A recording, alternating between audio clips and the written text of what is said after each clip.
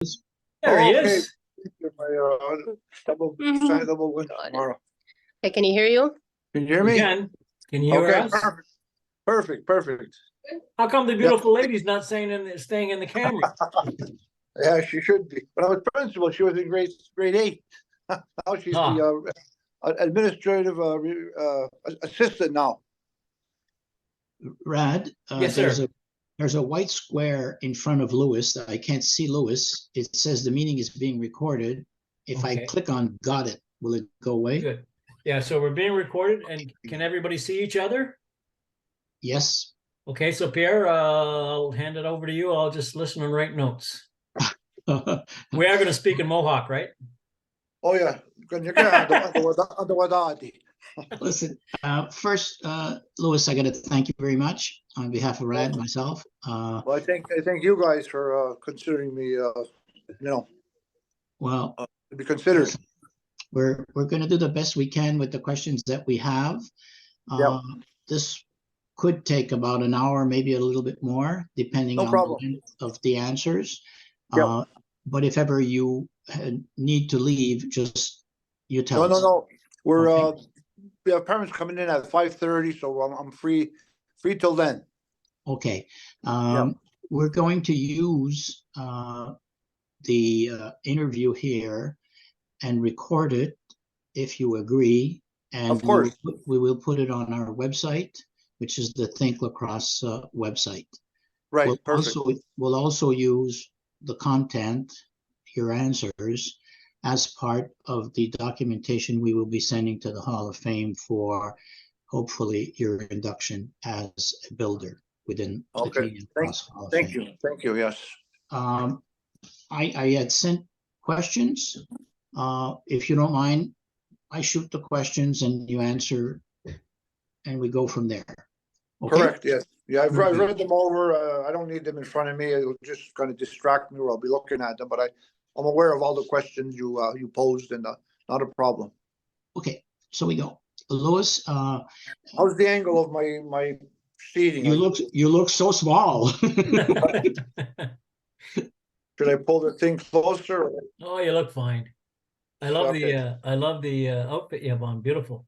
Yeah, it's my ribbon outfit with the orange color. Yes. Yeah. Here we go. Lewis, anthropologists and sociologists have said many times that it takes a whole village to take a boy from boyhood and bring him to manhood. What did your village, Ganawale, do to take a young Lewis to the level of being one of the most credible persons out of Ganawage? Okay, in my case, it had mostly to do with family. Back in the day when our ancestors basically lived out of longhouses, you were living in a group of perhaps 60 to 80 people. And the thing with our culture is that my mother and her sisters, as well as my grandmother and her sisters, were all called mother. So that's why, in terms of saying a village raises a child, it was really evident back in our history. But as we moved into the, I guess, the modern world, where we lost our association with the longhouse, and the families became, I guess, a single family unit in one house. In Ganawaga, our extended family never ceased. And what happened was, within the community, basically, when I grew up, all your neighbors knew who you were. Doors were not locked, and if you got out of hand in the street with the next door neighbor, they basically corrected you, and if you didn't listen, they reported you to your parents. So you were always being watched, and in that way, I could say that's how our community contributed to our growth. Mm-hmm. It's very interesting. Lewis, when you were a 10, 12-year-old boy in elementary school, you had probably the same history books that I had. I remember vividly, whenever we mention Aboriginals, that the word the written words and the spoken words about Aboriginals were sauvage, peau rouge. These were in the French book, and mostly people without culture. When we were 10 and 12, obviously we didn't challenge this, but as we grew older, this was absolute white supremacy. What were your history books about? How did they define Aboriginals, and how did you react if your books were the same as mine? It's very similar to as you're saying. The books were given, and the curriculum was put to Ganawage by the federal government. So in many cases, it was the same type of book where Aboriginals were referred to as being uncivilized, savage, warlike, and so on. But and cruel, in school, yes, the history books. But my parents and family, well, at the time, it was very hard to challenge the federal government in the 50s and 60s because, as they said at the time, Kaakanawaga was very much under the wing of Ottawa and conformed to most of their edicts in terms of education, the church, and so on. And even in those days, the Longhouse traditional teachings were defined as pagan. So, but yet my parents said, don't believe those history books, but they were not inclined to go to the school and complain. They basically said, just go through it, go through the curriculum. But and as we're saying, though, I'm thinking the teachers never really pushed it on us. It was almost like incidental, where they would read this, and even if they were non-native, and many of my teachers were the Sisters of St. Anne, but they never pressed it to really bring down the fact that this is the truth, and this is what you were, and so on. Basically, I think they just skimmed over it, and they never pushed it to say that that's who you are and that's what we believe. It was just the fact that it was in the book and it was read, but we knew that it wasn't true. And for example, for years and years, we thought that we were the ones who caused the Lachine massacre. So we go play hockey in Lachine, and we're 10, 12 years old, and the French kids or whatever would say, you guys, I don't know if they're talking in French, but some are talking in English. You are, guilty of massacring Lachine and all this and all this. And it's only that I found out in, last 20, 30 years that it was the Senecas who came down to destroy Montreal, because most of their villages were destroyed by a French general who was sent down there to neutralize the Senecas, to get the Hurons able to deliver furs to Montreal. So in effect, the Lachine massacre was a revenge tactic by the Senecas against Montreal and the French army. So again, we kind of knew the history books were false, and we just listened to our parents to tell us the truth about our history. Mm-hmm. I just have a quick question. How many people inhabited in the longhouses? How many people would live in a longhouse? Well, there were different sizes. Again, in the roof, they'd make a hole, and you had your fire, and it belonged to basically one family. And our word in Kanyageha is Akwajire, which means my fire. It has come to mean my family. So when you were there, it was basically to heat the longhouse, to eat, but you were never in the longhouse. You were constantly outside. As I tell my students today in grade 9 or 14, I said, you guys wouldn't be inside. You'd be outside, checking the snares, checking trails, hunting, doing fishing, gathering wood for fires. You would always be doing something. And I'd say, what is the ultimate goal? And certainly some of them say survival, to survive as a culture, as a people, have your food, shelter, and so on. So that was the education of the teenagers at the time, like real life education.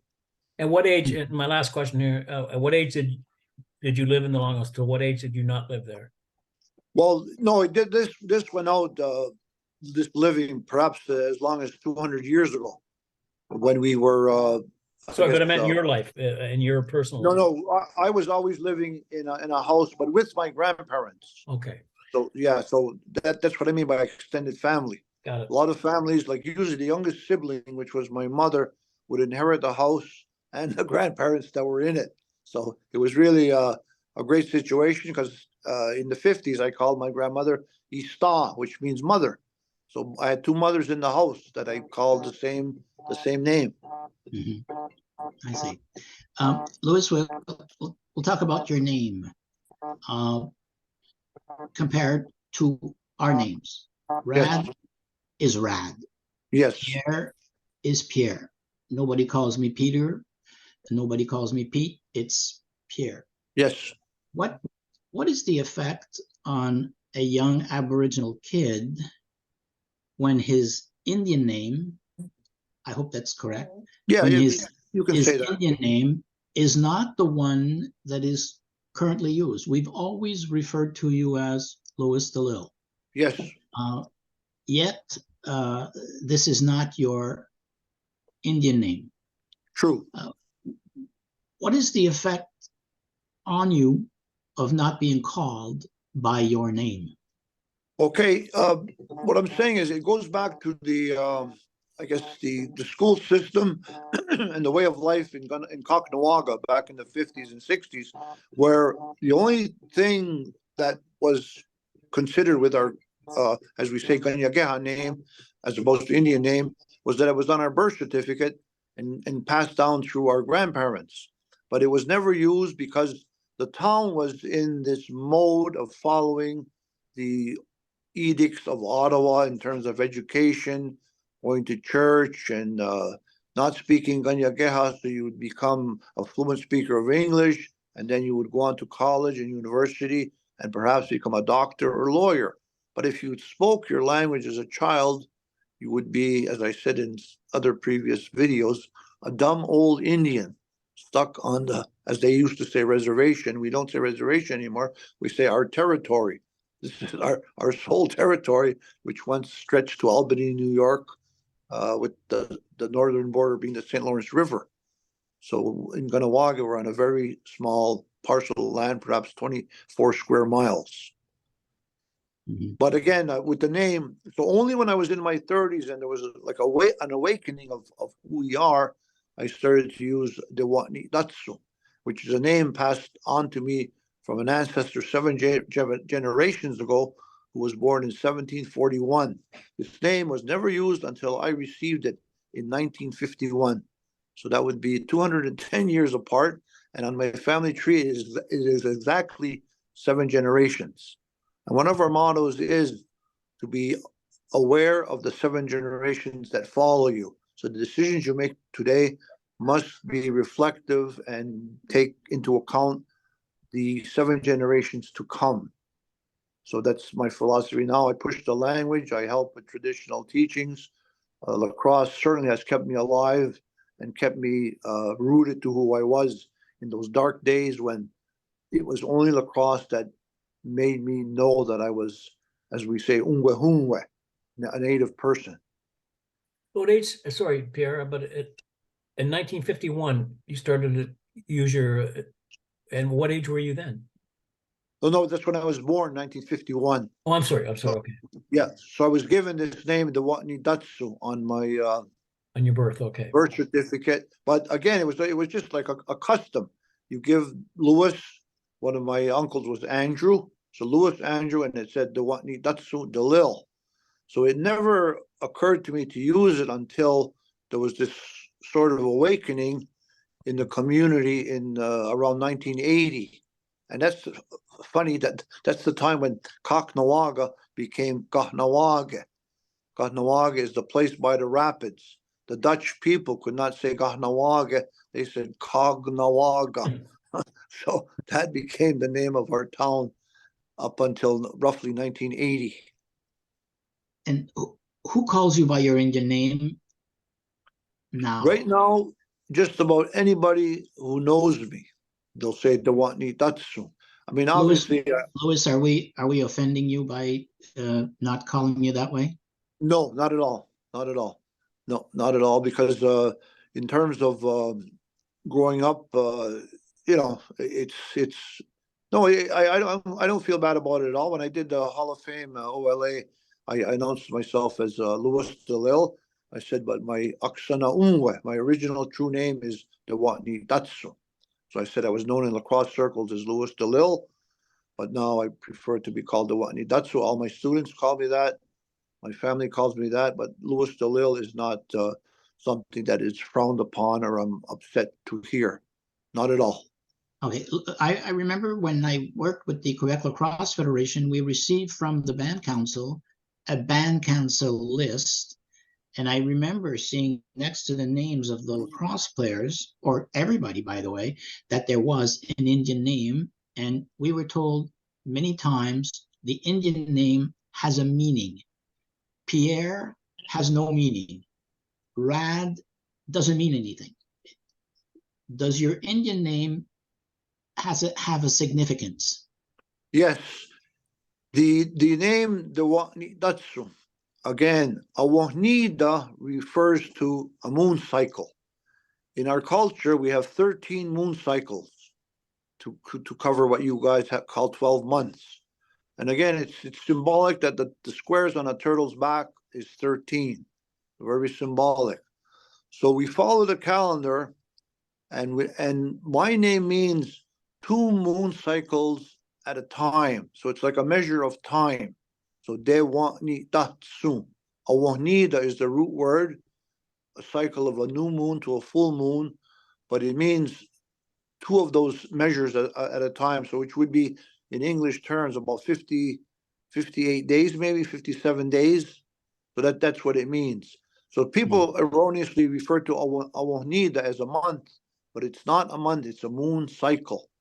In European terms, a month is 30 or 31 days, or in February it could be 28. But in our case, it's new moon to full moon. I see. So that's my name, two moon cycles at a time. So as a measure of time. So it's almost a story behind it. Everybody's name has like it's a story. Mhm. It's not like the American movies where it's Sitting Bull, Crazy Horse, 10 Bears. Our names refer to nature or some measure of time. Like, see, my father's name was Ruarharde. It means he waits for them. So he could have been a chief, could have been something to do with war, perhaps waiting for somebody by a lake, but that's his name, Ruarharde. He waits for them. Mhm. Let's turn to lacrosse. When Canada loses in international hockey, we all feel that something's wrong with Canada losing. When Aboriginals lose in lacrosse, is there a special feeling? Is there a special way to address this? Well, if we go back to our original teachings, lacrosse was meant to be played for the entertainment of the creator. It was also meant to be played as a medicine game. And I know in terms of looking at sports, I mean, we know not one team or one nation can win every time. Canada, the birthplace of hockey and so on, has been defeated by the Americans in certain cups, by the Russians for many, many years in the Olympics. And with Aboriginal people, like lacrosse is our game, but I'll go back to 1969. We played the city of Nanaimo, which took players from all over British Columbia. We started with 3 or 4 imports. After being down 3-0, the imports left us. I don't know if you go back to the days, Pierre, you might remember Jean-Paul Tellier. He was the only one that stayed with us, and he was the goalie. But He was in Drummondville. Lon Rossette left, and a few others left, and we went with all native players, and we won the next 3 games. And we was a 3-3 series. And the 7th game, because Nanaimo had let 3 or 4 players go home to go to school, even though the rosters were frozen, they were allowed to bring in 3 or 4 replacements. And in the final game, which we lost 9-7, one guy had 2 goals, one guy had 1 goal, 3 assists, one guy was a big bruising defenseman, and we lost 9-7 before approximately 3,000 people at the Maple Arena in Chateauguay, Quebec. This is like a video in my mind. Mm. I dream about it every year at the time of Labor Day. That's, so I understand. It's memories of things that at times you lose and you think that you could have won.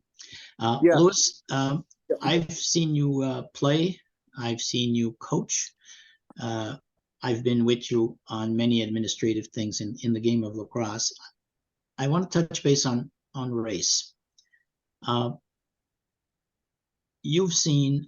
seen officials who were either excessively repressive towards your players, and we've also seen officials who were excessively lenient towards your players. The ones who were repressive probably carried a mentality saying, we got to teach these guys, we got to educate these players, and I, as an official, can contribute by just shooting the book at them. And then you were overly penalized.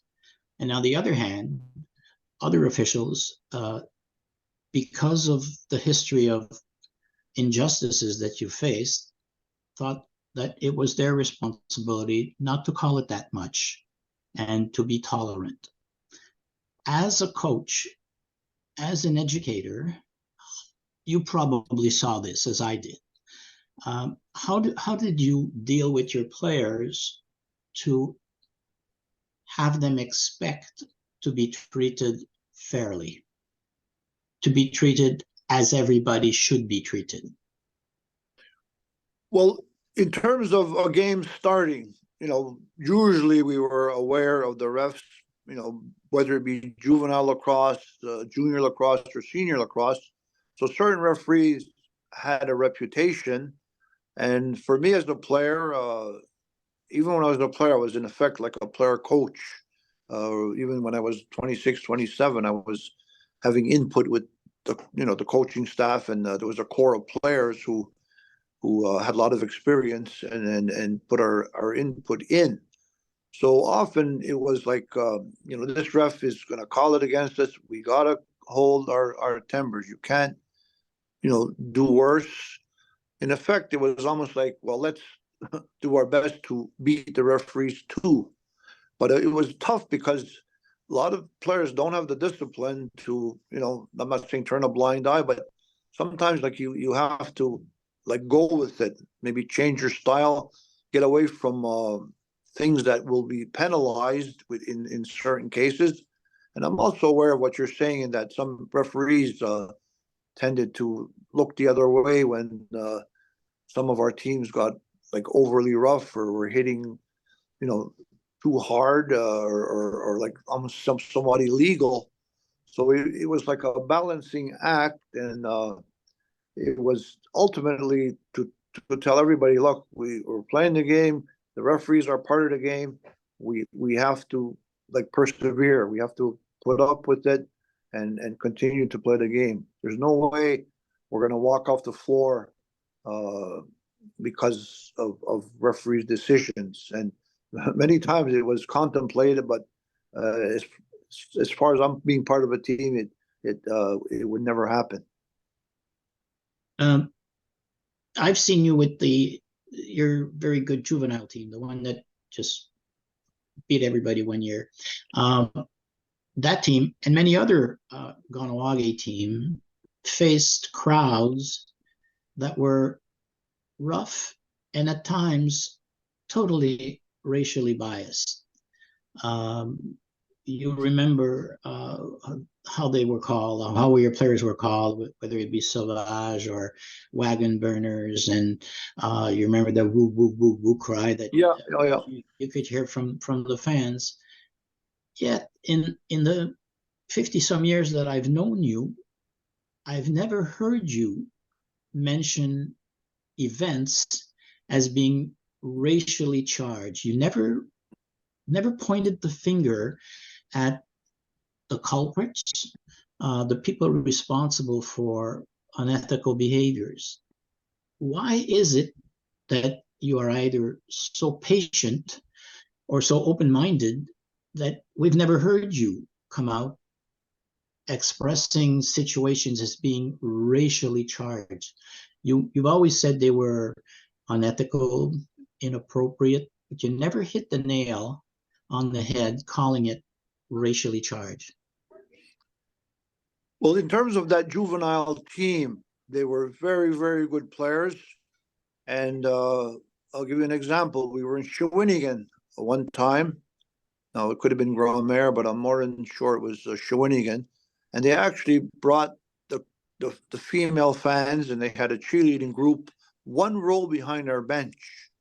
And they were, not doing overly bad things, but they were, kind of taunting us and saying things. But I just told the players, I said, guys, let's do it on the floor. Let's really play hard. Don't react. Just turn around and smile, and you can wave, and let's get them on the floor. Well, I want to tell you, Pierre, after 6 minutes of the game, we were ahead 7-0. So the players had a real, like a smile, and I said, guys, don't react. Don't even put your stick in the stands. I mean, they didn't throw anything at us, but they were really, taunting us. I remember the owner was a lady from Romare. She even, didn't moon us, fortunately, but she turned around and stuck her bum at us. Fortunately, she was fully dressed, but she did turn around, and the boys just laughed. They just laughed and sat down and played the game. At the end of the first period, they all left. They didn't get the reaction because, my feeling was if we do anything stupid, the police will be here. There'll be a riot. And for me, it was always the game. Let's play the game. Let's do our best to win the game. Let's make the best effort we can. If we lose, well, we lose, but we have our heads up high and we're not embarrassing or shaming ourselves. How do you react with the repetitive racial issues and accusations and words that are thrown at you? Like, we're called frogs. It doesn't really affect, well, me anyway, it doesn't affect me at all. How do you react when a crowd, how do you personally react when fans get on you for being an Aboriginal? Well, usually, I mean, for me, it would be, try to put it, like, not even listen, like, play the game harder, do your best. So I try to put this message on to my players, never to react. I said, the worst thing you can do is react. When you don't react, some people tend to stop, believe it or not, so I think they're looking for a reaction. So I always drummed it into my players when I was coaching or even as a player. Guys, you gotta just, put it aside. If you're Sauvage, you hear the whoop, whoop, whoop, just smile, wave it off. I says, they're not shooting at us with bullets or anything. We can take the names. It's not gonna hurt us. Just, play the game, be disciplined, and we'll go from there. We'll feel better after the game, win or lose. We go home and we come back the next time. Let's turn to language. You're probably one of the best teachers of, I know it's not Mohawk language, there's a name for it. When did you start teaching?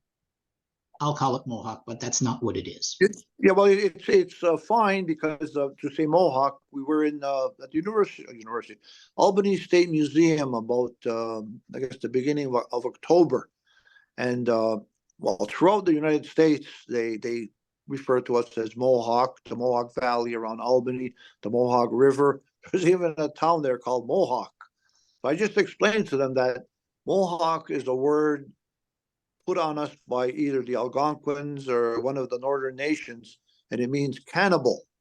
So my theory is that they told some of the European nations, don't go near those people. They're Mohawks, they're cannibals. They'll kill you and eat you. So give us the guns. Give us the guns, and we'll protect you. So so going back to 1608, when it still burns in people's memories that Samuel de Champlain killed 3 chiefs along the shores of what the lake was called after him. And I know in one of your questions, like there's this this attitude. But like for me, it's not there because like I really respect you, Pierre, as a person. Your nationality is irrelevant. So when we played lacrosse, it wasn't oh, they're French, they're English, they're Dutch, they're whatever. Look, we're here to play the game. Let's do the best we can. Let's be happy we have opponents. And I was really, felt bad when there was times, and you're aware that there were sort of like even like mini riots and like they occurred like a flash fire.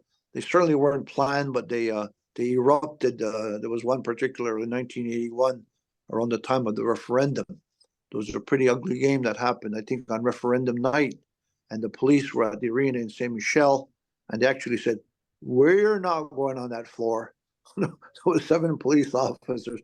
Says, "Oh no, we're not going on that floor." So eventually, the melee broke up, and I mean, obviously, there were suspensions handed out, but I really felt bad on at that time because I said, I don't want to see lacrosse being ruined, and like at the time I said this is not good.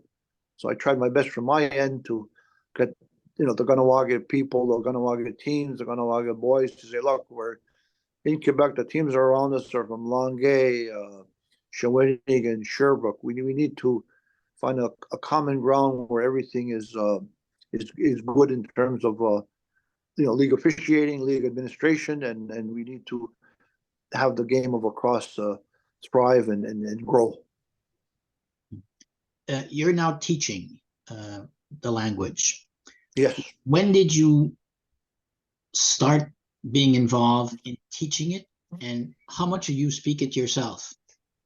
Yeah. Okay. So in the 80s, when I said this rebirth of culture and language happened, I had the ear for it because my grandparents didn't speak a word of English or French, just Kanyakeha. But at the time, the movement was professed by Ottawa that our children should speak English because they'll be better in the modern world. So my mother, who never spoke English till she was 10, and my father start speaking to us in English, even though my grandparents would give me things to do, and they say it in our language. I understood everything. But when I went to answer them, my mother would kind of butt in and say, well, you're going to go to the store and buy bread and milk. So because my grandfather said, so I'd say, Ma, did Lugani say go buy bread and milk? And she said, yes. So I wouldn't answer him and say, oh, Lugani toyonga dan aknino ti ganadaro dan onunda. I answered in English. So that's how the language gradually left us. So in the 80s, it came back. I took courses. All my uncles and aunts were still alive. They were pure speakers from birth. So I did as best I could to learn, like took courses, methodology. We made our own curriculum. And to this day, we have a curriculum center. We involve ourselves in meetings to improve the language. We attend workshops with other organizations throughout Canada and the US to improve on second language learning, because that's what it has become in Kahnawake now. The main the main core of people speak English. There are many pockets of immersion learning, but it needs like to flourish and grow. So there are many people involved in this initiative. I, as a teacher at Kahnawake Survival School, even though I'm 72, my motto is I will retire when I expire. So I love teaching the language. I love teaching the language. I love the sport of lacrosse. We're planning to have sixes and field lacrosse, so it keeps me going. So I will, as long as I'm healthy, I'm going to be here. Louis, let's parallel between the Mohawk language and French. There are many people in Quebec now who are discouraged about the possibility of seeing French disappear or decrease as a language. The French language is promoted by the government. There are millions of dollars spent. There are huge resources spent to develop the French language, yet it's decreasing. On your side, you absolutely have no resource comparable to what our government is putting in French. Do you feel that you might not get there? Do you feel that it might not survive and what keeps you going? Well, I think, like again, the 60s, early 70s, there was no initiatives to bring it back.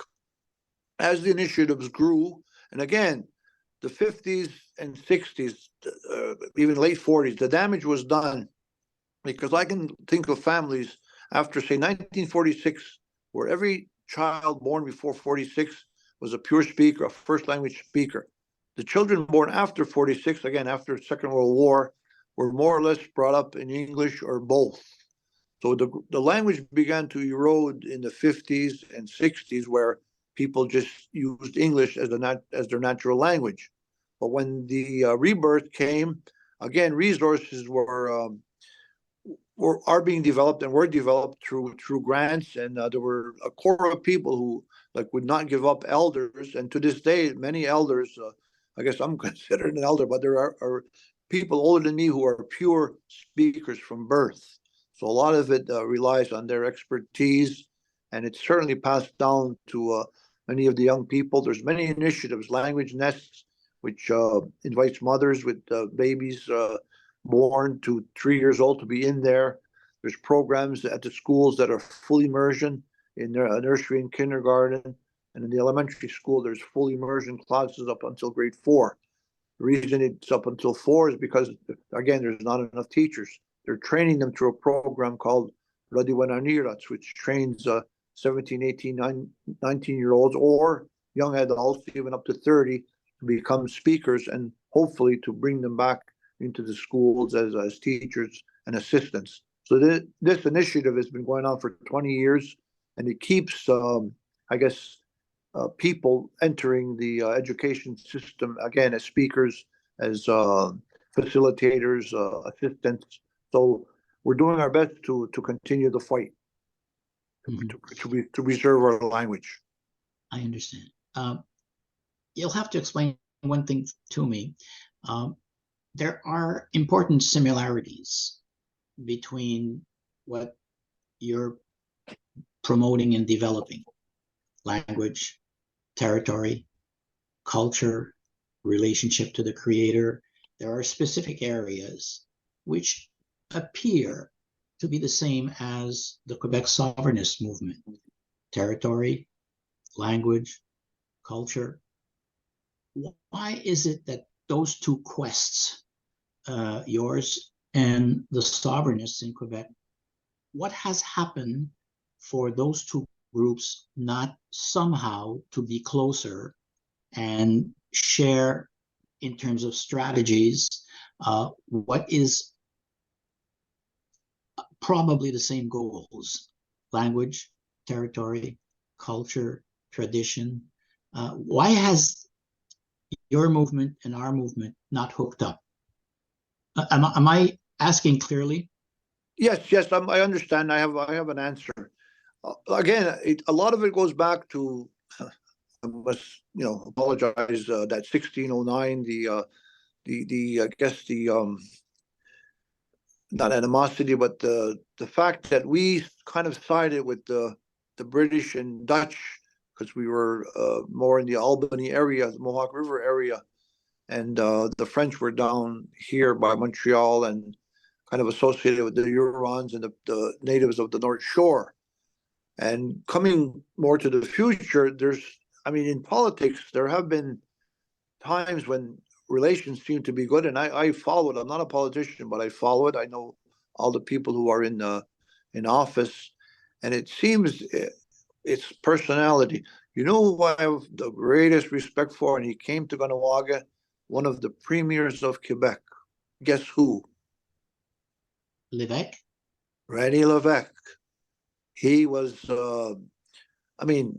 mixing with people, jovial, friendly, kind of professed the same ideas as we did. He talked about, language and sovereignty in a good way, not I guess, a super political way, but he was well liked, and he came to the hospital opening and did some either groundbreaking or whatever, and he was kidded about his smoking habits. So it was really a good situation, and people were saying, oh, boy, we thought René Lévesque, was a separatist and all this, but he was saying, as you say, our goals are the same. We want to protect who we are. We want to protect our language. So he said it in a good way. Now, I don't know, unfortunately, maybe some of the politicians that came after him are more, not saying hard-headed, but they are bound to more elective people, meaning hundreds of thousands of people are behind them, and they have to carry the I guess the spirit of the government edicts or laws of Quebec, and Kahnawake being such a small place, and getting aid from the federal government through different programs. It's kind of like, why are you doing this? Like, I know in Kanesatake, when I was in education, they were taking a lot of money from the provincial government because it was offered. And Kahnawake, for some reason, wouldn't take the money. And I was in the immersion, and I went to Kanesatake and had this beautiful $80,000 photocopy machine that did color. Meanwhile, Kahnawake has this black and white relic. And, I'm just asking politely to the leaders, well, why don't we have that? Well, there's political problems where we're not getting things from the Quebec government because they're the Quebec government. So to me, that's kind of a pig-headed approach. And who suffers? The children, the students. So, I wasn't too happy at that time, but again, for maybe my personality, I didn't rabble rouse and create a group to fight it, but I just, left that up to the politicians. And as you say, to this day, there's still, bouts of mistrust when meetings are proposed and one side walks out of the meeting, be it jurisdiction, be it gambling issues, be it sale of alcohol and the like, tax collection. Even to this day, I sat on a committee which was considering the marijuana, I guess, sales and production on the territory of Kahnawake. So that's steeped in many federal regulations and provincial regulations. So it was really a tough program to monitor. I was volunteering to be on a board, and eventually I left because I didn't have enough time, really. I was dedicating time there, but I wanted to dedicate time to my teaching of school and the sport of lacrosse. So I was spreading myself a little too thin, and I pulled myself out of that initiative. Mm-hmm. Look, there's one thing that you need to explain to me, because I'm not sure I understand. Nowadays, whenever lacrosse groups hold meetings, before the meeting, they thank the Aboriginals for allowing them on land which is not seceded. Yeah, that's a term. Yeah. I can't see the advantages of this for Aboriginals, because what the white people are really saying is, we're on your land, we recognize it's your land, you've not given it to us, but we're doing whatever we want on it, and there's nothing you can do about it. I can't see how, or I fail to see how these declarations are positive for Aboriginals. Well, certainly, I can agree with you.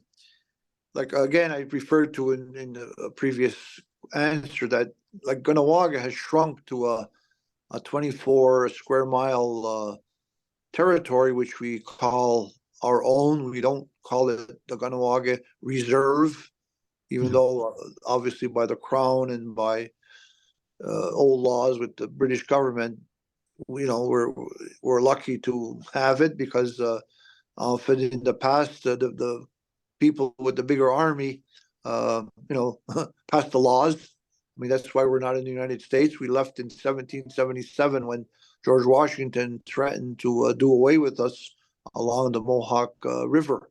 So we fled to Canada under the protection of the Jesuits. I mean, I don't know how much protection that gave us, but I mean, to this day, like, again, it's small consolation, but at least we're still here. We're here in Ganawaga, we're here in Ganasadaga, we're here in Aguasasne, we're here in Dagayananega, which is near Kingston, Tainanega.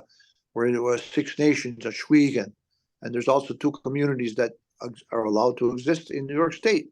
One is called Ganyonga near Plattsburgh, New York, and one is called Ganatsoharege. Mind you, it's only 400 acres, but it's titled to our Six Nations, and it's near the city of Troy, New York. So I visited that in early October, and it's a beautiful piece of land. So again, I understand what you're saying. I mean, it's almost like they've tolerated things in Ganawaga where jurisdictional issues, which I don't think are very satisfying to the people around us in terms of what is allowed to happen. And often they complain to the provincial and federal authorities about why this is allowed to happen. And like it seems there's no answer. For me, fortunately, we're not living in a third world country where, obviously a force is going to come in and shut down this or that. So I don't know if I can say we're walking a tightrope, but I understand your question clearly, but very, very difficult to answer because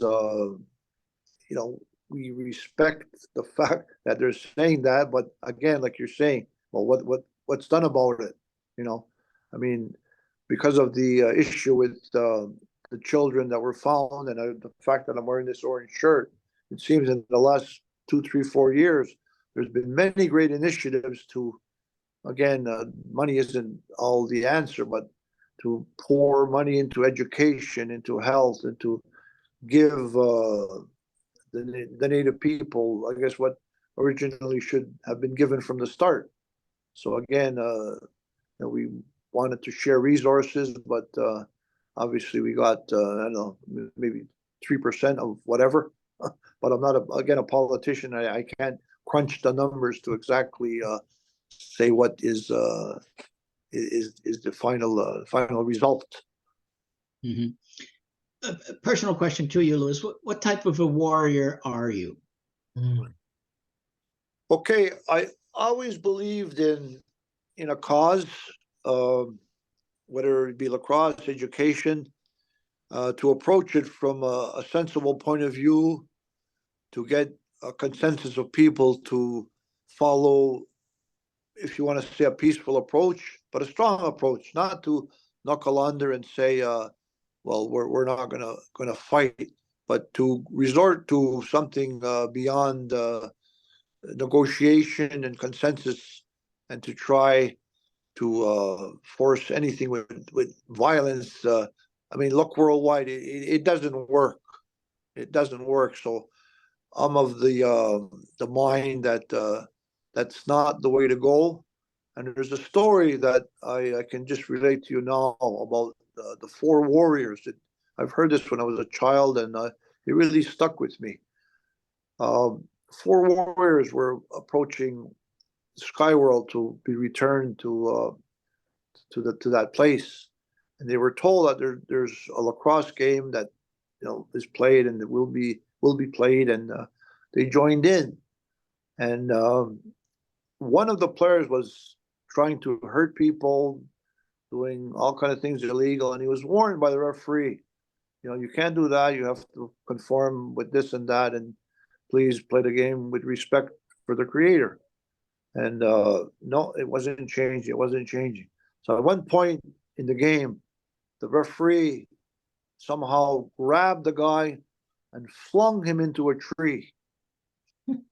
And the guy was caught there. And the tree kind of wrapped itself around him. The game continued. So finally, after a certain amount of time, the person came to the guy in the tree and said, "Have you learned anything?" And he said, and there's healing powers in wood. Again, in my stick here, hickory. Hickory is what our sticks are made of. I never liked the plastic. I call it Tupperware. So I have this since 1987, my last President's Cup. So the curing powers of the tree made the man, the fourth player, lose his I guess anger and his willingness to hurt the other players, and he was put back onto the field, and he completely followed the rules. And the story behind it is the referee was the creator. He took this guy and made him see that he was doing wrong, and by being in the tree, he cured him of his meanness, his bad disposition, and he was a good player from then on. So that made me think that, I mean, as you know, Pierre, I was always the lady being winner or the most gentlemanly player. I think the only time I got a hand when I socked Jean-Marie Bergeron in the eye because I thought he was going to hit my cousin Barry Delisle, who was like kneeling in a kneeling position. But I went there and I gave him a shot and almost knocked him out.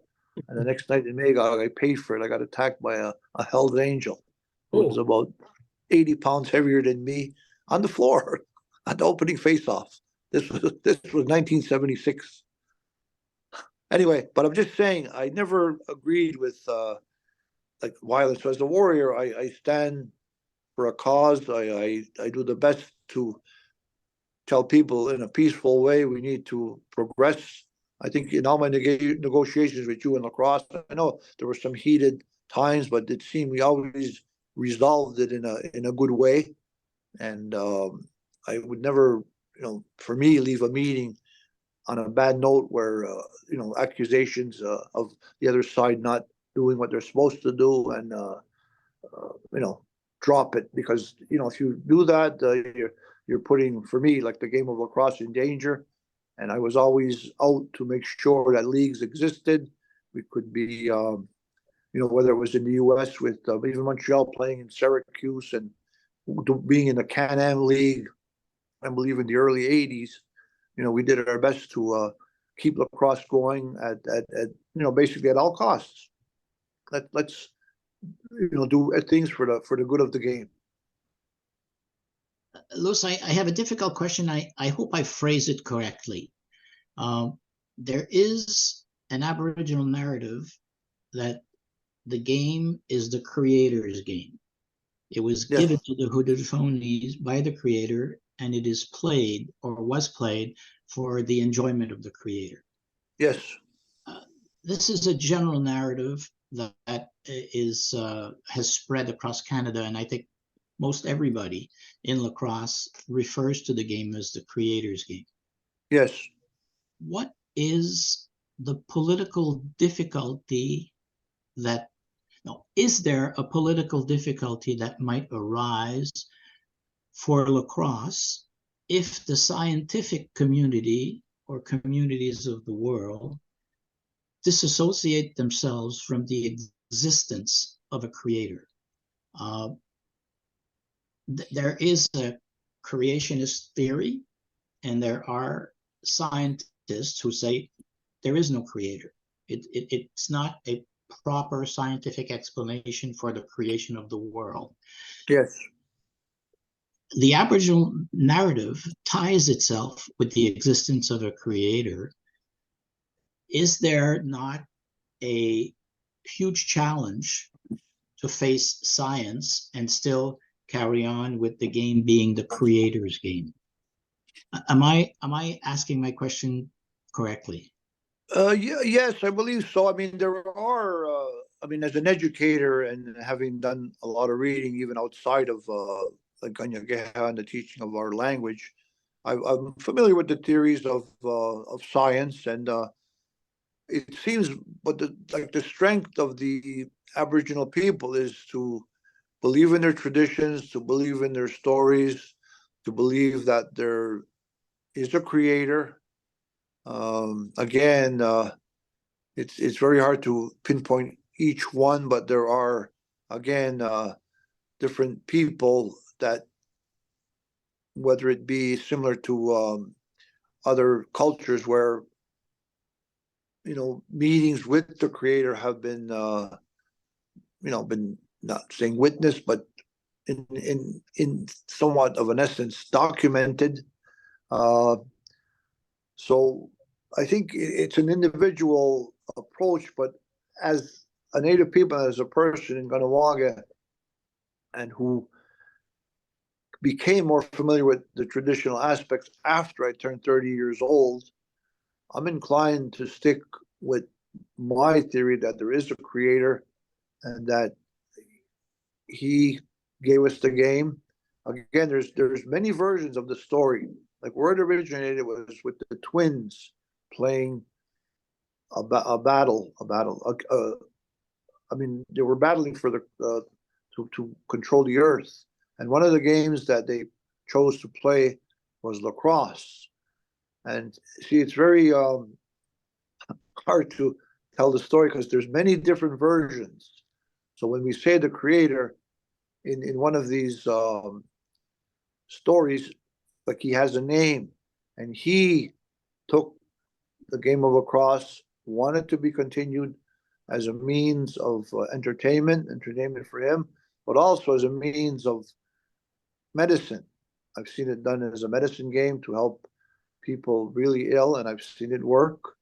And also as a more or less in the past, where it was a way of settling disputes between different groups or even different nations, where they'd have a lacrosse game and always accept the result as being the will of the creator.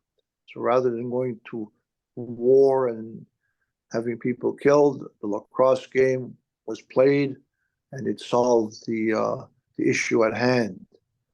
So I tend to stick with my belief that there is a creator. These stories go back thousands of years. I think if you look at all the cultures in the world, they have different theories. The scientists obviously have their theory about the evolution and so on. But again, I wish I had the answer. I guess when we cross over to the other side, we'll know. Mhm. And for me, I hope it's not too soon. Well, maybe we'll meet there again one day. Listen, For sure. final question, Louis. In the community that I grew up in with the Quebec lacrosse, I have yet to hear someone say anything bad about Louis Delisle. How would you want to be remembered for what you've done to the game and for the game and for your language and for your people? How would you like, or how would you wish to be remembered? Well, for me, since I was a young child, and lacrosse was, what kept me going the stick as a child. I mean, I had a different stick, but it connected me to who I was. And growing up with lacrosse and my family and many young children, I always wanted to get them to play, whether it was lacrosse, hockey in the winter, baseball at different seasons, football. So I wanted to get people together to enjoy like the sport, the competition. So as I grew, I wanted always to be like positive, to bring people together, to have a kind of a common goal of enjoyment.